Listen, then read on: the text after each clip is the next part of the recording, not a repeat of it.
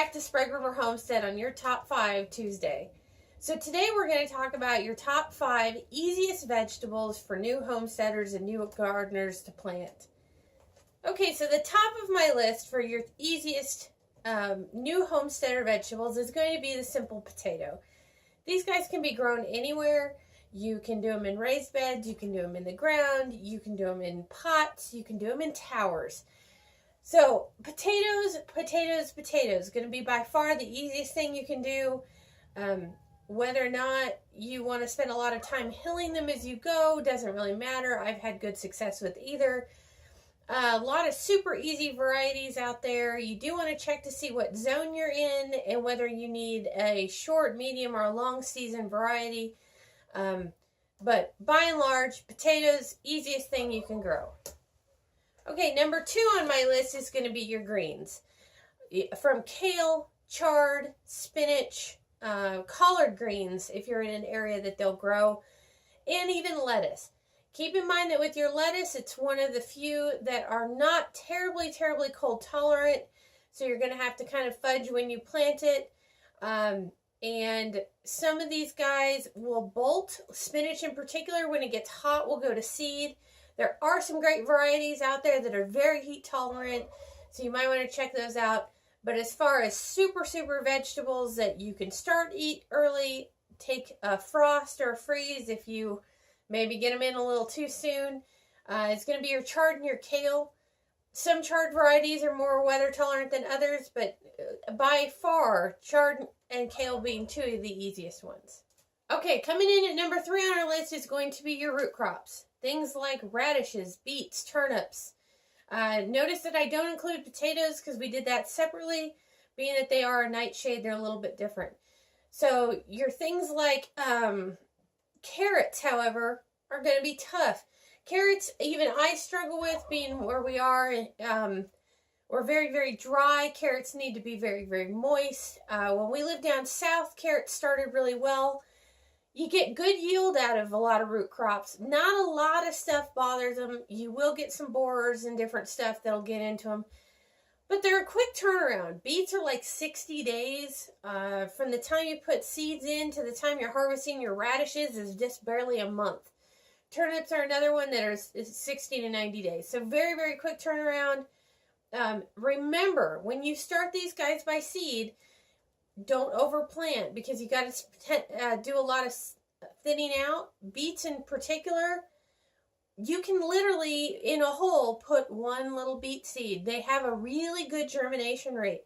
Radishes are another one. Don't get carried away because if you do and you get too many seedlings, you've got to thin them or they tend to be kind of small, gnarly, and try and grow together, which is no bueno.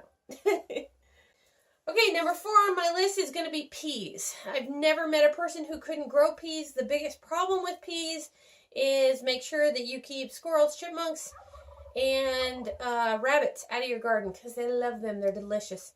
But other than that, peas you can start well before your last frost date, about 2 weeks, I think, for most of them. Very prolific growers.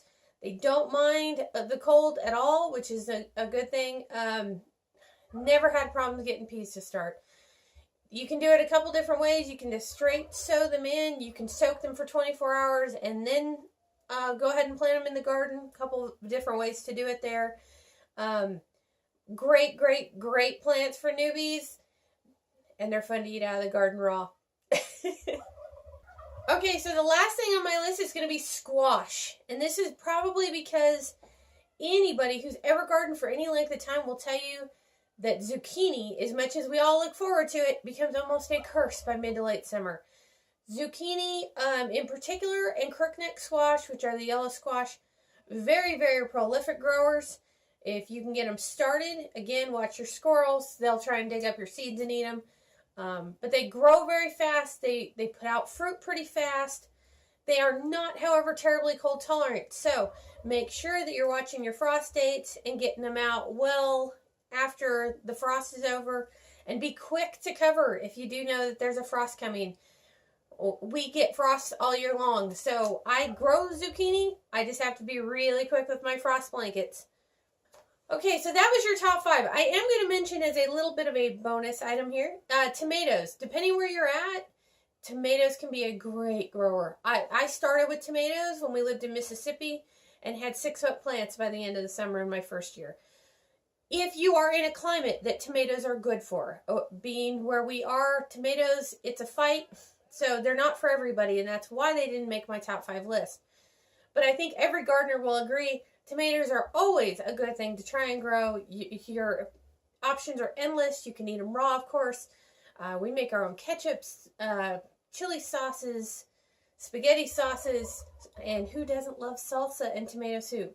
So that is my top 5 newbie vegetables for planting on the homestead. If you have questions, feel free to leave them in the comments. We'll get back to you. And stay tuned. I will have some videos coming up shortly about starting seeds and getting garden beds prepped. And if you watched our update video from this last weekend, I will be dividing my strawberries very shortly. So make sure you come back and see us, and we'll see you next time.